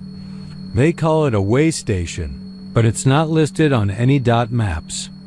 Doesn't show up on satellite. You can scan the whole stretch between the border crossing near Hidalgo and the dark turns of Falcon Lake, and you won't see anything but dirt, mesquite, and the wind rolling through scrubland like it's looking for something to punish. But if you're hauling at night, especially after midnight, and if you've got something in your load that ain't logged or ain't legal or sure as hell ain't holy, it shows up. They say it moves, shifts, like it only appears to the ones it's meant to. You might be clean 100 nights and never see it. Or you might lie once, just once, and find yourself rolling into it before you realize your headlights have dimmed and your FM's gone to static. That's when the way station shows up. Just pops into existence like it's always been there. That's what happened to Calvin Rios. Cal had been running loads through South Texas for 12 years. Kept to himself, paid his bills, didn't ask questions. That's what made him perfect for the side job. 10 extra grand cash, no questions. Just haul a reefer trailer across the border and drop it in a gravel lot behind a shuttered fireworks stand. He didn't want to know what was inside, and the client didn't want to tell him. He took the job, took the money, took the back road. Near Rio Grande City, where the checkpoints were light and the cameras barely worked. It was 12:42 a.m. when his headlights flickered. Not out weird. Like something had passed in front of them, but there wasn't anything there. No wind, no deer, no fog. Just a flicker, and then a glow up ahead, orange and still and too warm. A way station. Old school, brick booth. One lane, no signage. Lit like a photograph from the 1970s. Like the air itself was stained. The gate was down. Cal didn't want to stop. Every part of his body screamed no, but he couldn't stop himself. The wheel turned on its own. The brakes worked, but it felt like pushing against something thick like molasses or mud. He rolled to a stop. The booth window slid open, and the man stepped out. He wore a suit so black it ate the light around it. No hat, no badge. Thin build, too tall. No clipboard, not yet. Just stood there, hands behind his back, pale skin like polished marble, and eyes that didn't seem to blink. Cal reached for his license. "Evening, officer. Didn't know y'all had a station out here." The man didn't smile. Not yet.